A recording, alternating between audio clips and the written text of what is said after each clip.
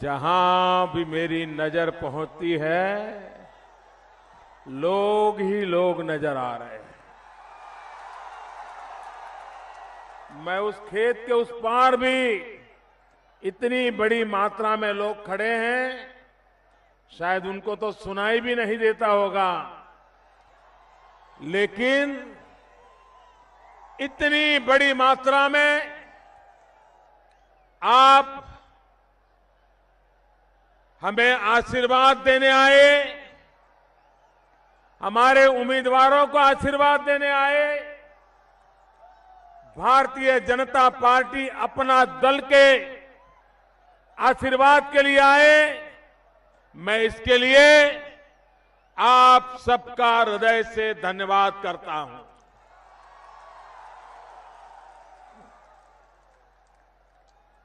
भाइयों बहनों,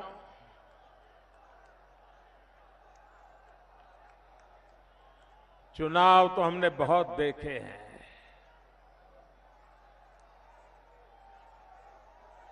लेकिन हमारे देश में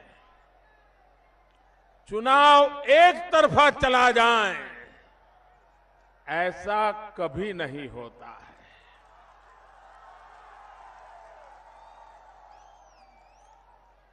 5 चरण का मतदान पूरा हुआ। लोगों ने बढ़ चढ़कर के भारी मतदान किया। प्रारंभ में जब मतदान था तब ठंड थी, 5वां चरण आते आते गर्मी आ गई, लेकिन मतदान के उत्साह में कोई फर्क नहीं हुआ। लोगों ने उमंग और उत्साह के साथ मतदान किया।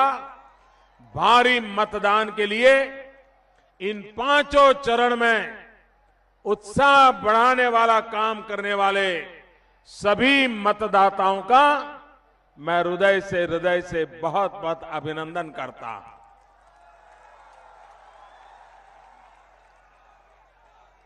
और 5 चरण में एक से बढ़कर एक भारतीय जनता पार्टी को लोगों ने जो समर्थन दिया है, अब चित्र साफ हो गया है।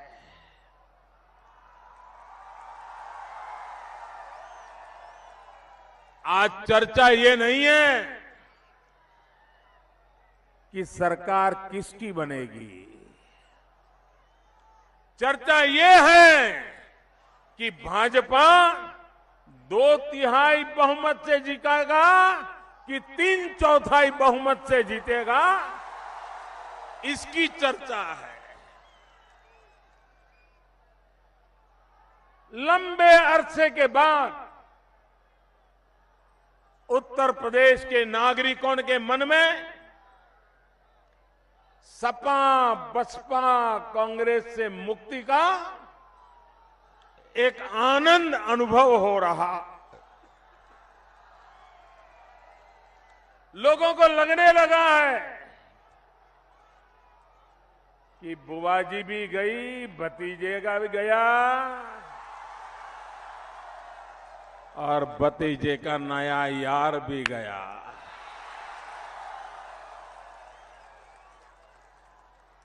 कुछ बचने वाला नहीं है।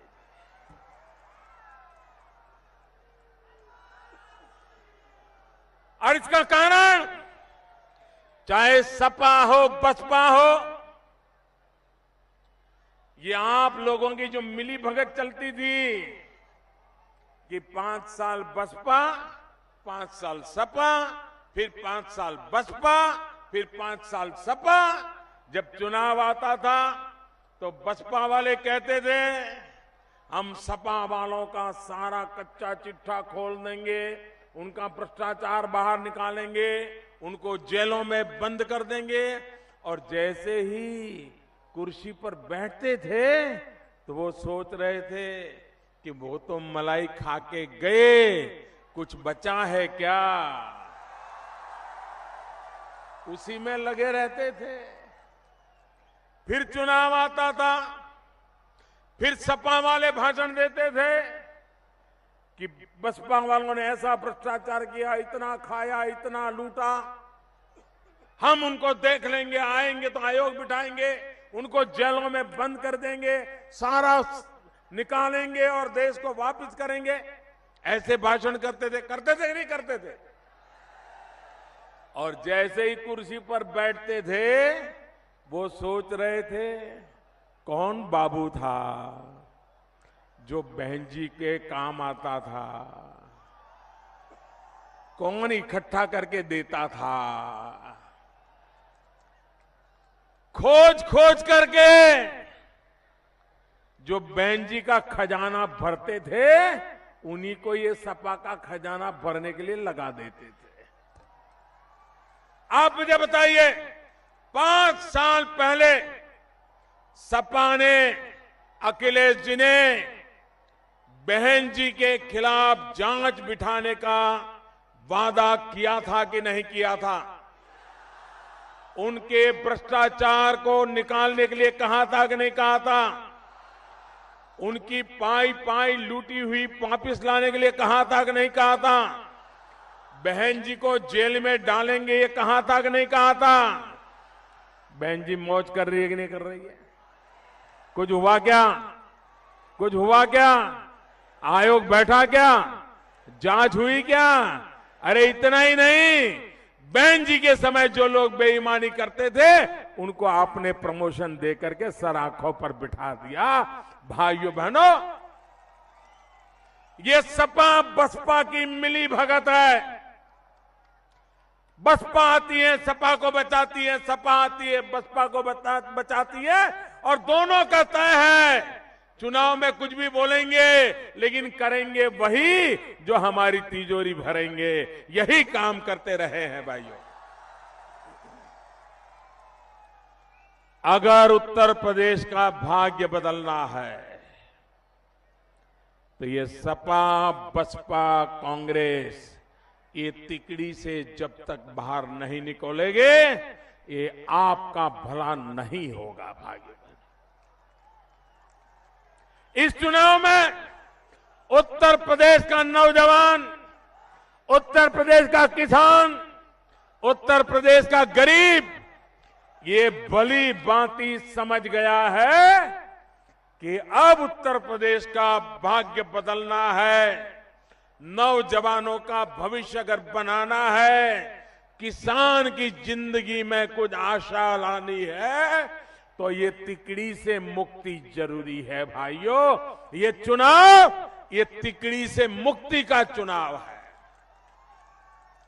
भाइयों बहनों, इस चुनाव में दागी भी नहीं चलना चाहिए, बागी भी नहीं चलना चाहिए। और मैंने देखा है कुछ लोग बागी मोदी की फोटो लगा देते हैं। मैं तो मोदी के साथ हूं, मुझे वोट दे दीजिए। मोदी के साथ सिर्फ कमल है भाइयों बहनों। आप कमल को जानिए, आप कमल को जानिए। मोदी के साथ अपना दल है, अपना दल को जानिए। अनुप्रिया पटेल को जानिए। भारतीय जनता पार्टी अपना दल मिलकर के उत्तर प्रदेश में कंधे से कंधा मिला करके काम करना चाहते हैं। भाइयों बहनों,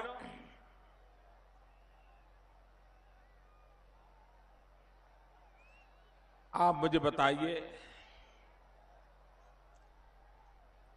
कोई नौजवान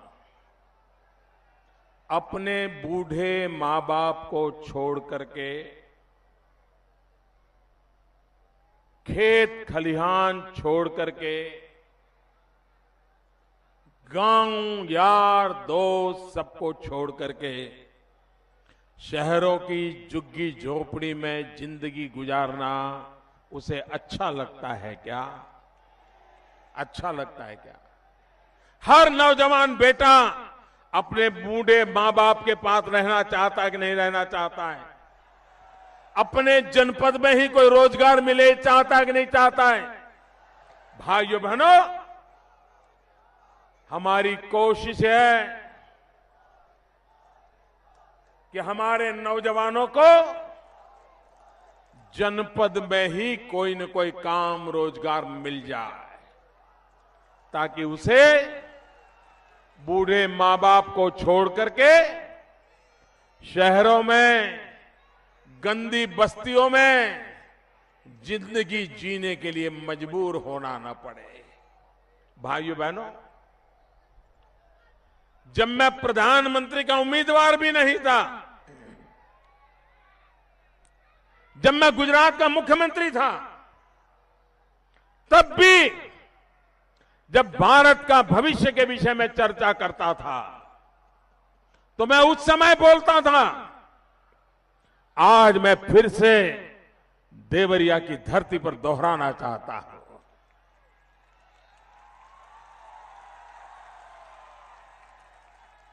भाइयों बहनों, हमारे हिंदुस्तान का नक्शा जरा कल्पना कर लीजिए। ये हमारे हिंदुस्तान का नक्शा जरा सोचिए दिमाग में। आपने देखा होगा हिंदुस्तान, उसका विकास सार्वदेशिक होना चाहिए, सर्वांगीण होना चाहिए। एक इलाका का विकसित हो, दूसरे का न हो, ऐसा भाइयों बहनों कभी नहीं चल सकता।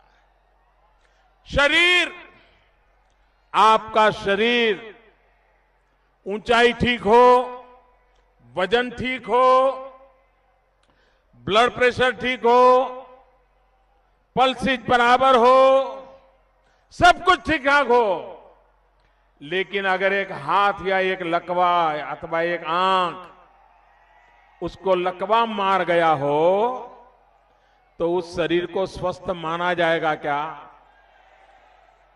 कितना ही वजन परफेक्ट हो, कितनी ऊंचाई परफेक्ट हो, फिर भी वो शरीर स्वस्थ नहीं माना जाएगा ना। वैसे ये हमारी भारत माता भी, उसका पश्चिमी छोर जरा नक्शा दिमाग में ले लीजिए। उसका पश्चिमी छोर विकास करता हो, गुजरात हो, महाराष्ट्र हो, गोवा हो, कर्नाटक हो, राजस्थान हो, केरला हो, दिल्ली हो, हरियाणा हो, ये हिंदुस्तान की पश्चिम पट्टी, इसका तो विकास होता रहे। लेकिन हमारे भारत की पूरब पट्टी, पूर्वी उत्तर प्रदेश, गोरखपुर, देवारिया, काशी, हमारा बिहार, हमारा बंगाल, आसाम, नॉर्थ ईस्ट, उड़ीसा, अगर इन राज्यों का विकास नहीं होगा, पूर्वी उत्तर प्रदेश का विकास नहीं होगा, तो क्या हिंदुस्तान का स्वस्थ विकास माना जाएगा? संतुलित विकास माना जाएगा? बराबर बराबर विकास होना चाहिए कि नहीं होना चाहिए? और इसलिए भाइयों बहनों, मैंने बीड़ा उठाया है, पूर्वी भारत का भी वैसा ही विकास होना चाहिए जैसा आज पश्चिम भारत में दिखाई देता है। पूर्वी भारत के पास पानी है, नदियां है, उपजाऊ भूमि है, मेहनतकश लोग है, प्राकृतिक संपदा है, बुद्धिमान तेजस्वी नौजवान है। तो भाइयों बहनों, मेरा पूर्वी उत्तर प्रदेश पीछे नहीं रहना चाहिए, आगे बढ़ना चाहिए। आपने मुझे पूर्वी उत्तर प्रदेश से सांसद बनाया है, आपने मुझे संसद में भेजा है। पूर्वी उत्तर प्रदेश के सांसद के नाते मेरे मन में एक इच्छा है कि मेरे इस प्रतिनिधि कालखंड में इस प्रदेश ने मुझे इतना प्यार दिया, आशीर्वाद दिया, मैं यहां के लिए कुछ करना चाहता हूं, यहां का विकास करना चाहता हूं, यहां के नौजवानों को रोजगार मिले, इस दिशा में आगे बढ़ना चाहता हूं। और इसलिए भाइयों बहनों, इस बार उत्तर प्रदेश में ऐसी मजबूत सरकार बनाइए, ऐसी मजबूत सरकार बनाइए ताकि विकास के आड़े आने की कोई हिम्मत न करे। ऐसा मुझे विकास करना है। भाइयों बहनों, अगर बिजली नहीं है तो औद्योगिक विकास होगा क्या? पूरी ताकत से बताइए। अगर बिजली नहीं है तो औद्योगिक विकास होगा क्या?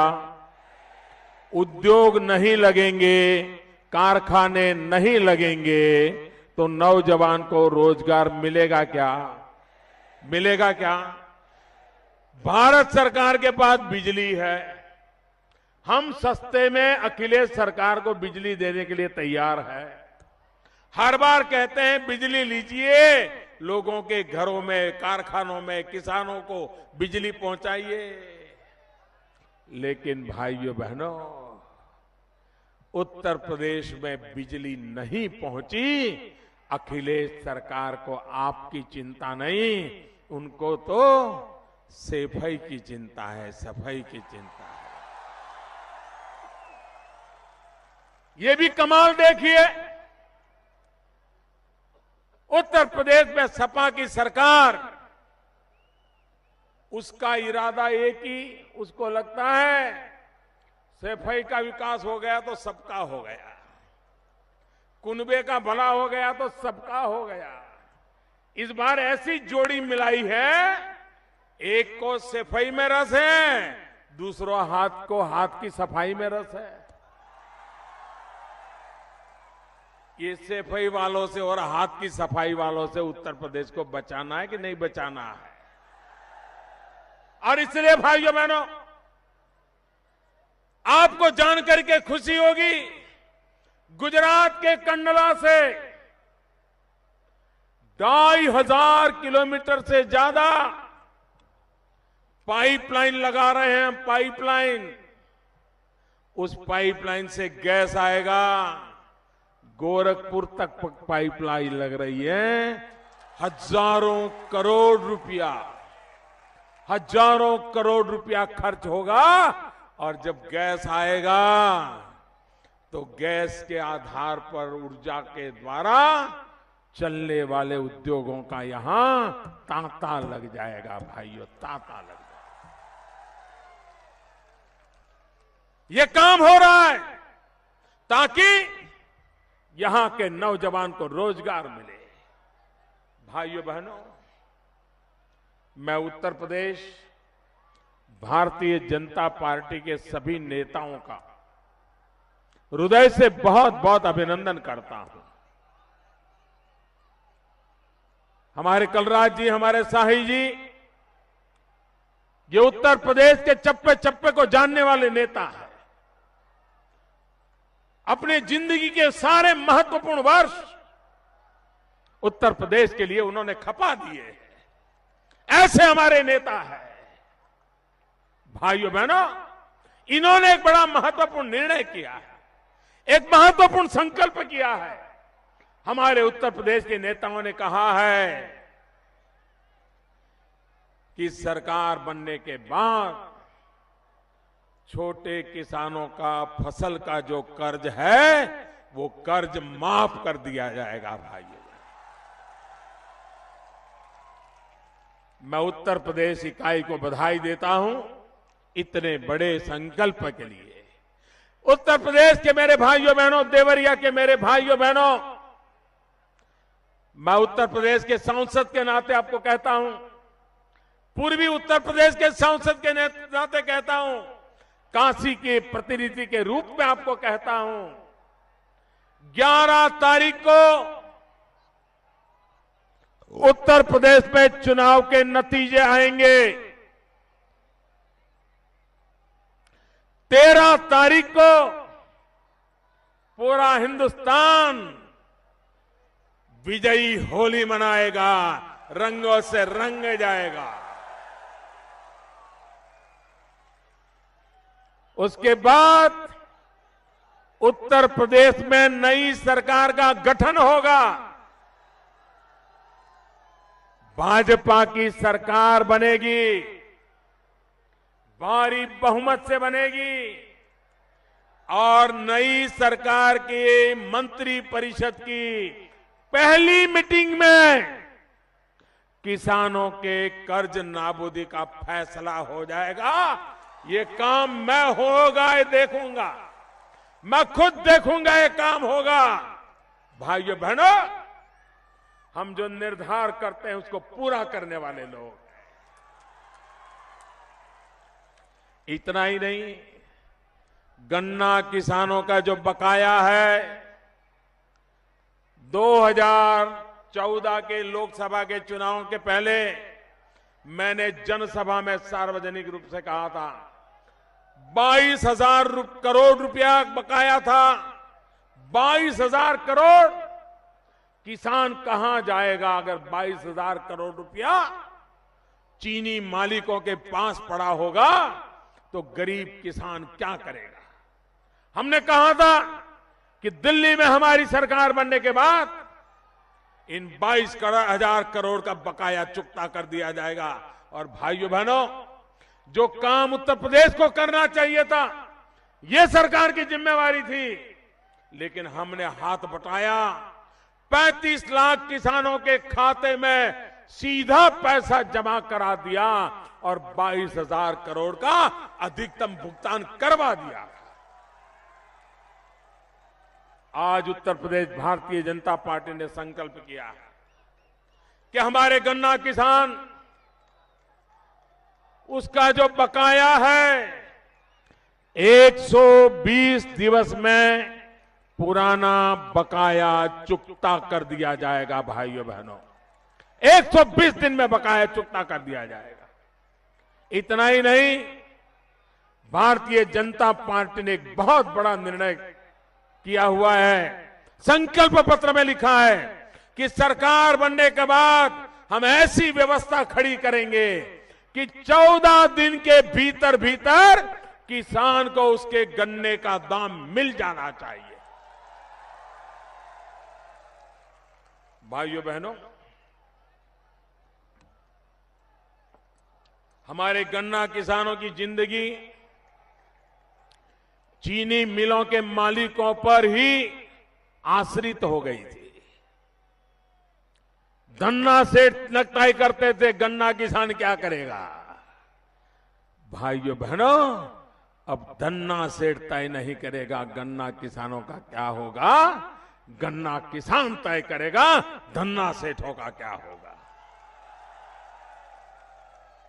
भाइयों बहनों, हमने ऐसी योजनाएं बनाई हैं कि गन्ना किसान को अब कभी भी चीनी मिल के मालिकों की तरफ देखने की जरूरत नहीं पड़ेगी।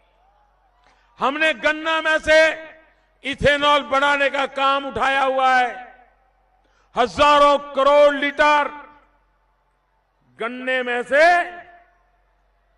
इथेनॉल बनाते हैं, जो पेट्रोल की जगह पे काम आता है, डीजल की जगह पे काम आता है। विदेशों से पेट्रोल डीजल मंगवाना कम करेंगे। गन्ना किसानों में जो गन्ना है उसमें से पेट्रोल डीजल की जगह पे इथेनॉल तैयार करेंगे। चीनी की जरूरत होगी तब चीनी बनाएंगे।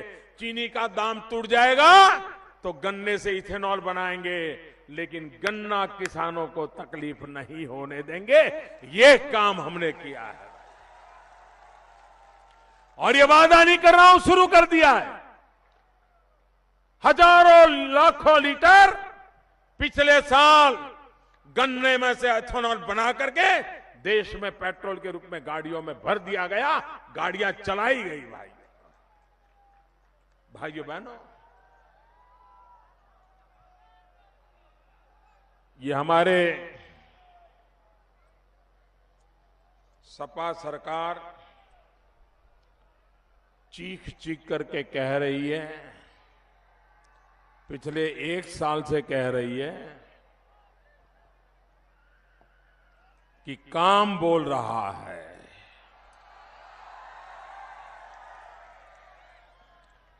काम बोल रहा है कि कारनामे बोल रहे हैं? काम बोल रहा है कि कारनामे बोल रहे हैं? बताइए ना, काम बोल रहा है, कारनामे बोल रहे हैं। अब सपा के नेता कह रहे हैं ये मोदी जी बोल रहे हैं, मोदी जी कह रहे हैं, मोदी जी की बात मत मानो। ठीक है भाई, मोदी जी की बात मत मानो, लेकिन अखिलेश जी आपकी बात तो हमने माननी चाहिए कि नहीं माननी चाहिए? माननी चाहिए कि नहीं माननी चाहिए? यूपी सरकार जो कहती है वो मानना चाहिए कि नहीं मानना चाहिए?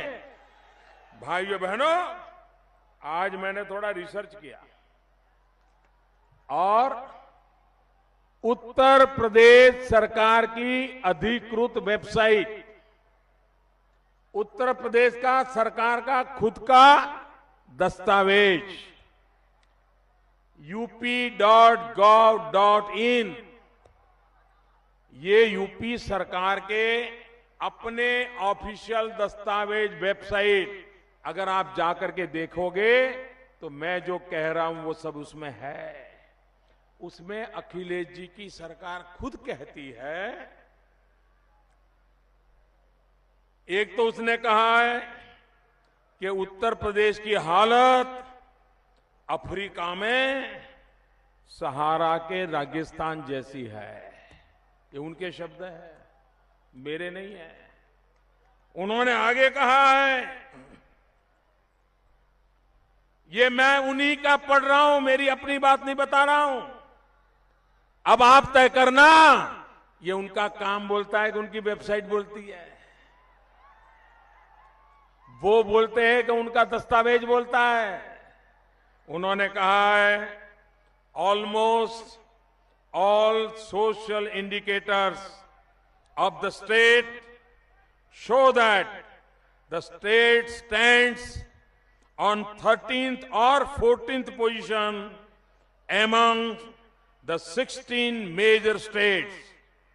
Bihar and in some cases Orissa are the only two states which lag behind UP in terms of social development indicators like medical facilities, teacher-pupil ratio, primary school, birth rate, death rate, infant mortality rate, literacy, per capita income, electrification of villages, per capita power consumption, वगैरह वगैरह। भाइयों बहनों, ये उनकी सरकार कह रही है कि हिंदुस्तान के जो बड़े राज्य हैं उसमें हमारा नंबर 13वां या 14वां है। उनके पीछे दो ही राज्य हैं, बिहार और उड़ीसा। ये हाल उनका खुद का बयान है। भाइयों, कितने पिछड़े हुए हैं, कितनी हालत बुरा है, खुद उनकी वेबसाइट बोलती है। आगे वो कह रहे हैं, Uttar Pradesh is often seen as a case study of development in a region of India that currently lag behind other parts of the country in terms of number of important aspect of well being and social progress. वो कहते हैं कि हमारा उत्तर प्रदेश के पिछड़ापन ये तो case study का विषय बन गया है। शर्म करो मेहरबान, आपकी वेबसाइट बोले। उन्होंने ये भी कहा है कि उत्तर प्रदेश में महिलाएं 55 साल ही जी सकती है। हालत ऐसे है। केरल में उत्तर प्रदेश में कोई बेटी पैदा हो, केरल में कोई बेटी पैदा हो तो केरल की बेटी उत्तर प्रदेश की बेटी से 20 साल ज्यादा जिंदा रहती है। 20 साल पहले उत्तर प्रदेश की माताओं बहनों को मरना पड़ रहा है। ये हमारे काम बोलता है कि कारनामे बोलते हैं, इसका ये नमूना है। भाइयों बहनों, मैं उन्हीं के खुद के डॉक्यूमेंट के आधार पे बताता हूं। भाइयों बहनों, आपने देखा होगा, सपा हो या बसपा, अगर सपा वाले कहें कि दिन है तो बसपा वाले कहेंगे नहीं, आग बंद करो, रात है। ऐसा है कि नहीं है?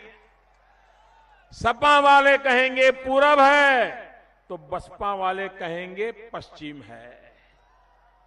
सपा वाले कहेंगे कि ऐसे जाएंगे तो बसपा वाले कहते ऐसे जाएंगे। ऐसा ही करते हैं, हमेशा एक दूसरे से अलग बात करते हैं कि नहीं करते हैं? करते हैं कि नहीं करते? साफ सपा और बसपा के इतिहास में पहली बार दोनों एक ही भाषा बोलने लगे। जो सपा बोले वही बसपा बोले, जो बसपा बोले वही सपा बोले। कभी नहीं हुआ, एक मुद्दे पर दोनों एक हो गए। कौन सा? कौन सा? 8 नवंबर को रात को 8 बजे टीवी पर मैंने कहा, मेरे प्यारे देशवासियों, और जैसे ही 500 और 1000 की नोट गई, सपा बसपा एक हो गए।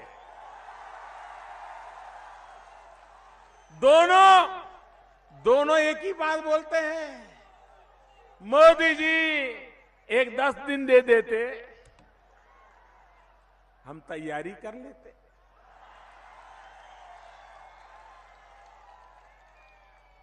दोनों कह रहे हैं मोदी ने गलत किया। भाइयों बहनों, उनको पता है 70 साल तक जिन्होंने देश को लूटा है वो गरीबों को लौटाना ही पड़ेगा। ये लिख के रखो। अब कोई बचने वाला नहीं है, कहीं पर भी रखा होगा निकलने वाला है। और जैसे ही नोटबंदी आई, कहां कहां छुपा करके रखे थे बंडल के बंडल, बोरियों की बोरियां भर करके निकाल करके ड्राइवर के नाम बैंक में डाल दो, मजदूर के नाम पर डाल दो, रिश्तेदार के नाम एक बार डाल दो। तब उनको पता नहीं था कि बैंक में जाने का रास्ता है, आने का नहीं है। अब डिब्बे में आ गए सब लोग डिब्बे में आ गए और सरकार बराबर लगी है। रुपया कहां से निकला, किस बैंक में आया, कहां गया, ये पूंछ पकड़ती पकड़ती आगे जा रही है और ये कांप रहे हैं। और इसलिए गरीबों के नाम पर चिल्ला रहे हैं, देश की अर्थव्यवस्था टूट जाएगी ऐसा चिल्ला रहे हैं, झूठ फैला रहे हैं। आप उनके बयान याद कीजिए भाइयों बहनों, आप उनके बयान याद कीजिए। बड़े बड़े लोग दुनिया की बड़ी बड़ी यूनिवर्सिटियों में पढ़े हुए, भारत में उच्च पदों पर रहे हुए, अर्थशास्त्र में जिनकी बात डंका बजाती ऐसा माना जाता था, हार्वर्ड से निकले हुए बड़े बड़े अर्थशास्त्री पहले कहते थे, पिछले साल देखिए क्या कहते थे, मोदी विकास की बातें करता है, झूठ है, कोई विकास हो नहीं रहा है, सब चौपट हो गया है, सब गड्ढे में हो गया है, ऐसा बोलते थे। 8 नवंबर को जब मैंने नोटबंदी की तो कहने लगे, अरे इतनी बढ़िया अर्थव्यवस्था चलती थी, हिंदुस्तान दुनिया में आगे जा रहा था, अचानक मोदी ने ऐसा करके सब डुबो दिया। मोदी ने पैर काट दिए। अरे मेहरबान, अभी महीने पहले तो कह रहे थे कि सब डूबा हुआ है, नोटबंदी कही तो कहने लगे कि कैसा है मोदी, सारा बहुत अच्छा चल रहा था, ये नोटबंदी करके सब तबाह कर दिया।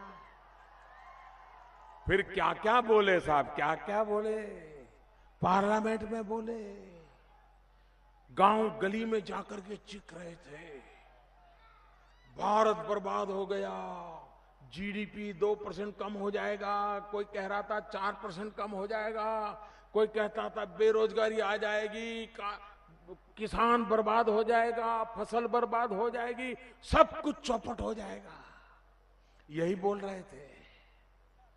झूठ, डेली एक झूठ, डेली एक झूठ। भाइयों बहनों, कल जीडीपी के आंकड़े आ गए और जीडीपी के आंकड़ों ने फिर एक बार कह दिया कि सारी दुनिया में बड़े देशों में तेज गति से आगे बढ़ रहा है कोई देश, उस देश का नाम हिंदुस्तान है। भाइयों बहनों,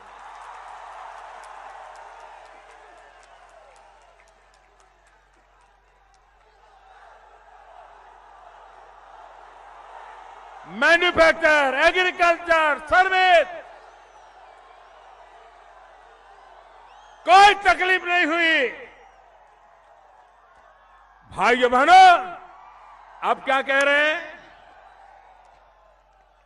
जैसे ही आंकड़े आ गए, उनके झूठ की पोल खुल गई, तो कल से शुरू किया, ये आंकड़े गलत है, ये आंकड़े कहां से आए, ये मोदी कहां से ले आए। अरे मेहरबान, आप लोग तो 50-50 साल तक सरकार में बैठे हो। आपके समय आंकड़े जहां से आते थे, इस सरकार में भी आंकड़े वहीं से ही आते हैं।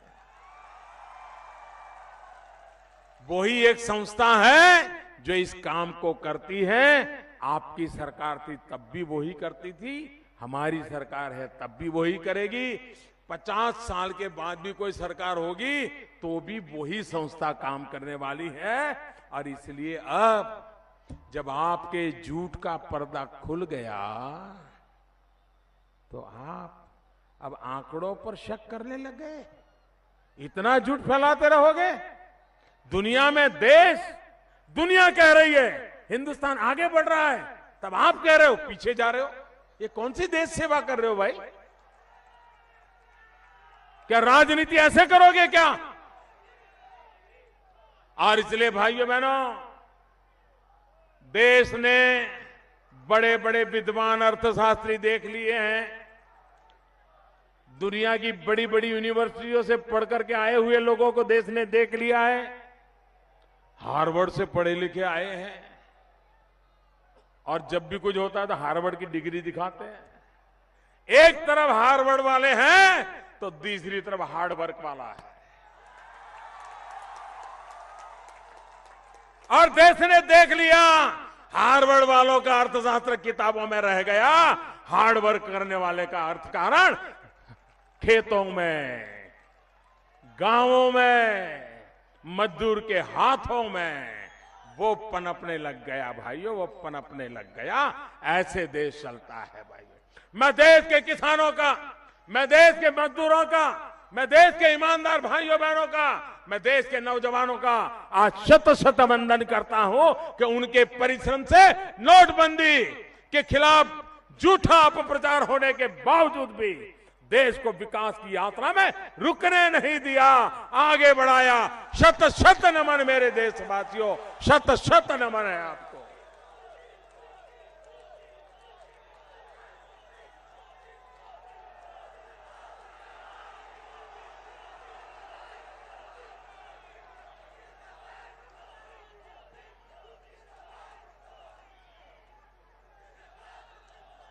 भाइयों बहनों, आप मुझे बताइए, किसी मोहल्ले में रोज मारामारी होती हो, चाकू निकलते हो, कट्टे चलते हो, तो कोई उस मोहल्ले में रहने के लिए किराए पर भी घर लेगा क्या? जोर से बताओ, लेगा क्या? वो चाहेगा ना भाई जहां शांति हो ऐसी जगह पे रहूं, ऐसा चाहेगा कि नहीं चाहेगा? कोई उद्योग लगाना चाहता है, रोज रैप की खबर आती हो, बलात्कार की खबर आती हो, अपहरण की खबर आती हो, जमीन हड़प करने वाली खबरें आती हो, हत्या, लूट, ऐसी खबरें आती हो, तो कोई कारखाना लगाने के लिए आएगा क्या? आएगा क्या? कोई उद्योग लगाने आएगा क्या? कोई पूंजी लगाएगा क्या? वो पहले यही सोचेगा कि भाई शांति हो, कुछ अच्छा कानून व्यवस्था हो, तब तो मैं जाऊंगा, वरना मैं मरने क्यों जाऊं, पैसे डुबोने के लिए क्यों जाऊं? कोई आएगा क्या? भाइयों बहनों, उत्तर प्रदेश में अगर पूंजी निवेश करना है, उत्तर प्रदेश में उद्योग लगाने हैं, उत्तर प्रदेश में कारखाने लाने हैं, नौजवान को रोजगार देना है, तो यहां पर शांति का माहौल चाहिए कि नहीं चाहिए? हुल्लड़बाजी बंद होनी चाहिए कि नहीं होनी चाहिए? दंगे खत्म होने चाहिए कि नहीं होने चाहिए? बलात्कार बंद होने चाहिए कि नहीं होने चाहिए? हत्याएं बंद होनी चाहिए कि नहीं होनी चाहिए? जुल्म बंद होने चाहिए कि नहीं होने चाहिए? भाइयों बहनों, शांति, एकता और सद्भावना के बिना विकास की संभावनाएं नहीं होती। आज ये हाल करके रखा है सपा वालों ने कि पुलिस थाना नहीं रहा है, पुलिस थाना सपा वालों का दफ्तर बन गया है, दफ्तर बन गया। किसी गरीब की सुनवाई नहीं होती। बेटे को मार दिया हो और मां रोती हुई पुलिस थाने में जाएगी तो हवालदार कहता है कि मां तेरी तकलीफ तो मैं समझता हूं, मैं तेरी मदद भी करना चाहता हूं, कि सपा वालों से कहलवा दो तभी मैं शिकायत दर्ज कर पाऊंगा। सपा वाले नहीं कहेंगे तो मैं चाहते हुए भी तुम्हारा भला नहीं कर पाऊंगा। पुलिस वालों के हाथ बांध करके रखे हुए, हवालदार को 2 कौड़ी का बना करके रख दिया है। भाइयों बहनों, हम पुलिस थाने को पुलिस थाना बनाना चाहते हैं। हम पुलिस वालों को सच्चे अर्थ में पुलिस वाला बना करके ये उत्तर प्रदेश के लोगों की सुरक्षा हिफाजत करवाना चाहते हैं। इसलिए आप हमें सेवा करने का मौका दीजिए। भाइयों बहनों,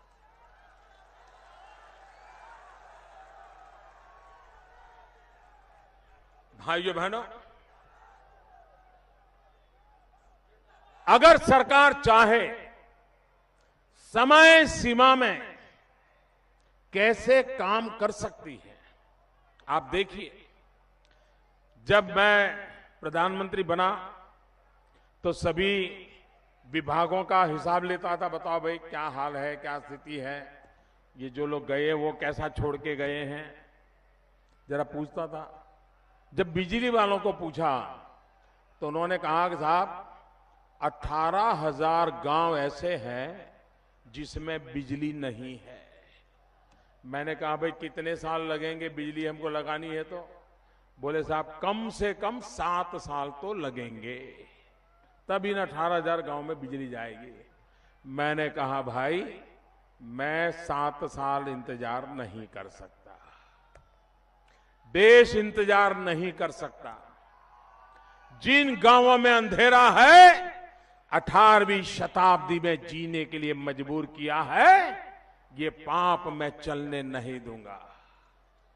आखिर एक दिन मैंने लाल किले पर से 15 अगस्त को बोल दिया, हम 1000 दिन में 18,000 गांवों में बिजली पहुंचा देंगे।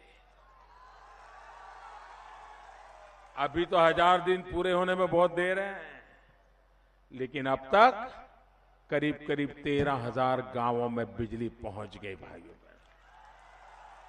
उसमें 1500 गांव तो उत्तर प्रदेश के थे। काम बोलते हैं कि कारनामे बोलते हैं। देखो 1500 गांव उसमें बिजली नहीं, अंधेरे में जिंदगी गुजारते थे। हमने बिड़ा उठाया, मुश्किल से अब 40-50 गांव बाकी हैं। इतने दिनों में 1500 गांवों में बिजली पहुंचाने का काम पूरा कर दिया। भाइयों, काम कैसे होता है इसका एक नमूना है। भाइयों बहनों, हमारी माताएं बहनें लकड़ी का चूल्हा जला करके खाना पकाती है, और जब लकड़ी का चूल्हा जला करके मां खाना पकाती है तो उसके शरीर में 400 सिगारेट का धुआं उसका शरीर में जाता है। एक मां हर दिन बच्चों का पेट भरने के लिए लकड़ी का चूल्हा जला करके खाना पकाती है। 400 सिगारेट का धुआं उस मां के शरीर में जाता है। और जो बच्चे खेलते हैं, छोटे छोटे बालक, उनके शरीर में भी ये धुआं जाता है। आप मुझे बताइए, जिस मां के शरीर में रोज 400 सिगरेट का धुआं जाएगा तो उस मां की तबीयत का क्या हाल होगा? वो बीमार होगी कि नहीं होगी? हमने तय किया कि मुझे इन गरीब माताओं को लकड़ी के चूल्हे के धुएं से मुक्त करना है। क्योंकि भाइयों बहनों, इसके लिए मुझे कोई मेमोरेंडम की जरूरत नहीं होती, कोई एमपी आकर के डेलीगेशन लेकर के आए जरूरत नहीं होती है। ये चीजें मैं जिंदगी में जी करके आया हूं, अपनी मां को लकड़ी के चूल्हे से खाना पकाते देखते हुए आया हूं। गरीब मां कैसी मुसीबत में गुजारा करती है वो अपनी जिंदगी में जी करके आया हूं, और इसलिए भाइयों बहनों, मैं गरीब माताओं बहनों की सेवा करना चाहता। हमने बीड़ा उठाया। देश में 5 करोड़ घर ऐसे हैं वहां हमारी मां बहनों को लकड़ी के चूल्हे जला करके खाना पकाता है। हमने बीड़ा उठाया, 5 करोड़ परिवारों को गैस का सिलेंडर देंगे, गैस का कनेक्शन देंगे, और कनेक्शन मुफ्त में देंगे। भाइयों बहनों, आज मुझे गर्व से कहना है, इस योजना को लागू किए अभी तो 1 साल नहीं हुआ है, 3 साल मैंने तय किया है, लेकिन 1 साल भी नहीं हुआ, अब तक 1 करोड़ 80 लाख से ज्यादा कुटुंबों में, परिवार में गैस का कनेक्शन दे दिया, गैस का सिलेंडर पहुंच गया। अकेले उत्तर प्रदेश में 55 लाख परिवारों में, गरीब परिवारों में गैस का कनेक्शन पहुंच गया। भाइयों बहनों, इस देश का अरबों खरबों पति भी खाना जिस प्रकार से पकाता है, अब उत्तर प्रदेश में मेरी गरीब मां भी वैसे ही चूल्हे से खाना पकाती है। ये काम हम करते हैं। भाइयों बहनों, अगर हमारा गरीब मध्यम वर्ग का इंसान, नौकरी करने वाला परिवार 50,000 रुपया महीने कमाने वाला हो तो भी अगर उसके घर में बीमारी आ जाए तो उसकी तो सारी जिंदगी तबाह हो जाती है कि नहीं हो जाती है? बेटी की शादी तय हुई हो, पैसे जमा करके रखे हो, और अचानक परिवार में किसी सदस्य को कैंसर की बीमारी का पता चल जाए तो बिटिया की शादी रुक जाती है कि नहीं रुक जाती है? बेटी की शादी के लिए जमा कराया पैसा कैंसर की दवाई में लगाना पड़ता है कि नहीं लगाना पड़ता है? जमीन गिरवे रखनी पड़ती है कि नहीं रखनी पड़ती है? खेत गिरवी रखना पड़ता है कि नहीं पड़ता है? बीमारी इतनी महंगी हो गई है, मध्यम वर्ग का इंसान भी अगर परिवार में बीमारी आ जाए तो उसका जीना मुश्किल हो जाता है। हम प्रधानमंत्री के रूप में जिम्मेवारी ली। मैंने जरा पूछा, मैंने कहा भाई, ये हृदय रोग, ये कैंसर, ये डायबिटीज, ये इतनी दवाइयां महंगी क्यों है? ये गरीब आदमी कैसे करेगा? तो मैंने दवाइयां बनाने वालों को बुलाया। मैंने पूछा, मैंने कहा भैया ये आप इतनी महंगी दवाइयां कैसे देते हो?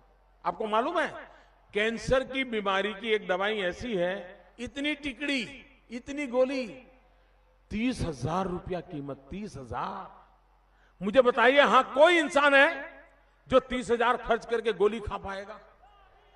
वो तो यही सोचेगा चलो भाई मरेंगे तो मरेंगे, कम से कम परिवार बच जाएगा, ये 30,000 रुपए की गोली मुझे नहीं खानी है। मैंने इन दवाई बनाने वालों को बुलाया। मैंने कहा क्या है, बेमौत मार रहे हो आप लोगों को? मुझे बताइए ये गोली कितने में बनती है, क्या क्या उसमें डालते हो, कितने में आता है, कितनी प्रक्रिया में लगता है, वैज्ञानिकों का कितना पैसा लगता है, रिसर्च में क्या होता है, दफ्तर का खर्च सब लगाओ। मैंने कहा पैकेजिंग का भी लगाओ। चलो सारा हिसाब पहले तो बताते नहीं थे, लेकिन उनको पता नहीं था ये मोदी है। पीछे पड़ गया, सारी चीजें इकट्ठी की, और भाइयों बहनों 800 दवाइयों का दाम सरकार ने तय कर दिया। इससे अब गरीब से ज्यादा पैसा नहीं ले पाओगे। और क्या तय किया? जिस गोली का 30,000 रुपया लेते थे वो 3,000 कर दिया। जिस दवाई का 80 रुपया लेते थे 12 रुपया कर दिया। भाइयों बहनों, 800 दवाइयों के दाम कम कर दिए। अब ये दवाई बनाने वाले सारे धन्ना सेठ पुरानी सरकारों में मौज करते थे, गरीबों को लूटते थे, ऐश करते थे। अब इनका सब बंद हो गया। अब उनको मोदी कैसा लगेगा? दुश्मन लगेगा कि नहीं लगेगा? उनको लगता है ये मोदी आकर के सब मेरा बर्बाद कर दिया। मैं इतने दिनों से मलाई खा रहा था, इसने तो सब कुछ ले लिया। भाइयों बहनों, जिसको जितना गुस्सा है करना है कर ले। ये मोदी तो गरीबों के लिए पैदा हुआ है, गरीबी में पैदा हुआ है। वो गरीबों के लिए काम करके रहेगा। ये धन्ना सेठों की कुछ नहीं चलेगी। भाइयों बहनों, आजकल हृदय रोग की बीमारी किसान को भी हो जाती है, मजदूर को भी हो जाती है, शिक्षक को भी हो जाती है, थानेदार को भी हो जाती है, किसी भी आदमी को हो जाती है, किसी भी व्यक्ति को हो जाती है। इतना भयंकर दर्द होता है कि वो दौड़ता है अस्पताल में। डॉक्टर कहता है कि आपका हृदय में गड़बड़ हो गया है। ये हृदय में खून ले जाने वाली जो नली है, उस नली के अंदर कुछ जगह ही नहीं बची है, सिकुड़ गई है, इसलिए खून जाता नहीं है। अब ज्यादा जिंदा नहीं रहोगे। अगर बचना है तो उस नली को चौड़ा करना पड़ेगा, अंदर एक साधन डालना पड़ेगा, उसको स्टेंट कहते हैं। तब खून का आना जाना होगा, तब जाकर के जिंदगी बचेगी। अब मुझे बताइए, कोई मरना चाहता है क्या? हर कहता है अच्छा डॉक्टर साहब बताइए कितना खर्चा होगा? तो डॉक्टर कहता है ये छल्ला लगवाना पड़ेगा। स्टैंड को यहां अपने उत्तर प्रदेश में छल्ला बोलते हैं। बोले छल्ला लगवाना पड़ेगा। वो गरीब आदमी पूछता है कि साहब छल्ले की क्या कीमत? वो डॉक्टर कहता है कि ये है 45,000 वाला और ये है 1.25 लाख वाला। अब आप बताइए कौन सा लगवाना है? तो बेचारा आदमी पूछता है कि भाई ये 45,000 का फायदा क्या है, 1.25 लाख का फायदा क्या है? तो वो कहता है देखिए 45,000 वाला छल्ला लगाओगे तो 4-6 साल तो बच जाओगे, उसके बाद की गारंटी नहीं है। और ये 1.25 लाख 1.5 लाख वाला लगाओगे तो फिर कभी देखना नहीं पड़ेगा, जीवन भर चलता रहेगा। तो बेचारा आदमी जीने के लिए 1.25 लाख 1.5 लाख वाला लगा देता है। वो अंदर जा करके ले जाता है, काट करके डाल देता है। अब कौन देखेगा 45,000 वाला डाला कि 1.25 लाख वाला डाला? पता तो है नहीं। भाइयों बहनों, ये छल्ला बनाने वालों को मैंने बुलाया और छल्ला बनाने वालों को मैंने पूछा, मैंने कहा बताओ भाई ये छल्ला कैसे बनता है, कितने दिन में बनता है, काम करने वालों को तनख्वाह कितना जाता है, जो चीज उपयोग करते हैं वो कितने में आती है, बाहर से लाना पड़ता है तो वो क्या होता है, सारा हिसाब मांगता रहा। पहले तो देते नहीं थे, बाद में धीरे धीरे इनको समझ आया कि भाई ये सरकार बदल गई है, देना पड़ेगा। बड़ी मुसीबत से उन्होंने हिसाब दिया और अभी 15 दिन पहले मैंने कानूनन घोषणा कर दी कि अब छल्ला जो 45,000 रुपये में तुम गरीबों को लूटते थे वो तुम्हें 7,000 रुपये में ही बेचना पड़ेगा।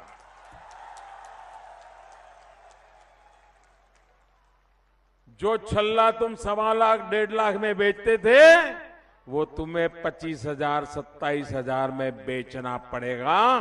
भाइयों बहनों, आज किसी को हृदय रोग की बीमारी हो जाए और स्टेंट लगवाना हो तो सरकार ने दाम 80% से ज्यादा कम कर दिए हैं ताकि सामान्य मानवी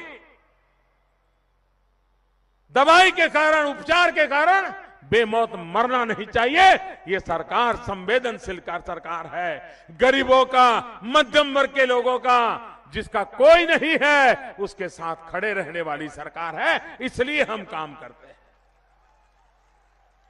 भाइयों बहनों, मैं आज आपसे अनुरोध करने आया। आपने मुझे सांसद बनाया उत्तर प्रदेश से, आपने इतना भारी बहुमत दिया कि देश को मजबूत सरकार मिल गई। भाइयों बहनों, उत्तर प्रदेश में ऐसी मजबूत सरकार बनाइए, भाजपा की ऐसी मजबूत सरकार बनाइए ताकि मुझे सारे सपने पूरे करने का अवसर मिले, आपकी सेवा करने का मौका मिले। आपने मुझे जो दिया है, मैं कर्ज के साथ, कर्ज को ब्याज के साथ विकास करके लौटाना चाहता हूं। और इसलिए भाइयों बहनों, मैं आज देवरिया की धरती से पूरे पूर्वी उत्तर प्रदेश को भारतीय जनता पार्टी को विजयी बनाने के लिए आग्रह करता हूं। और भाइयों बहनों, मेरे साथ दोनों मुट्ठी बंद करके पूरी ताकत से बोलिए, भारत माता की, भारत माता की, भारत माता की। बहुत बहुत धन्यवाद आप सबका, बहुत बहुत धन्यवाद।